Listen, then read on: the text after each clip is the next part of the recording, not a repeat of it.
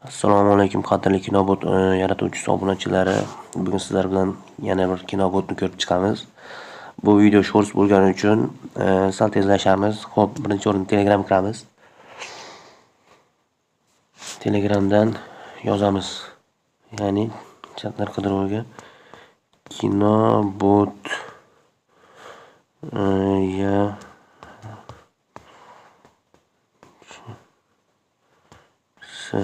va mana birinchida kelib chiqqan kanal. Xo'p, bunga kiramiz. Mana shuni nusxalaymiz. Men nusxalaganman, shuning uchun kerak yo'q. Hozirgi moment. Xo'p, tushib ketamiz. Endi Quick Edit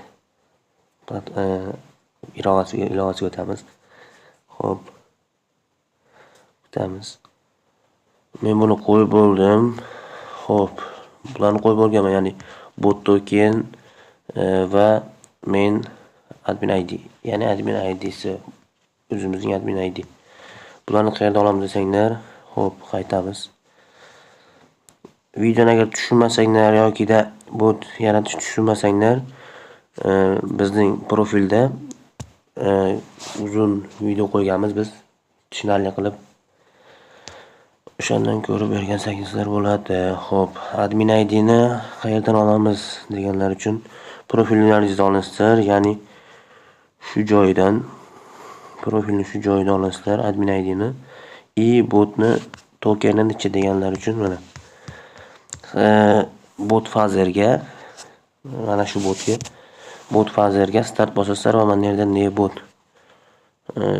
nebot komandasini berib, xohlagan botlaringizni nomini va keyin userni yozib, shu yerda token olishingizlar mumkin. Mana shu token deyiladi. Mana shu token bo'ladi. Xo'p, davom etamiz bo'lmasa.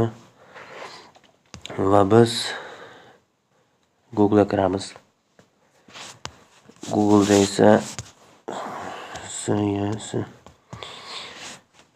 saytiga o'tamiz. Video davomiylik 2 sekund. Keyingi videolarda davomini qo'yamiz. Albatta obuna bo'lib qo'ying. Xo'p. Hammaga rahmat.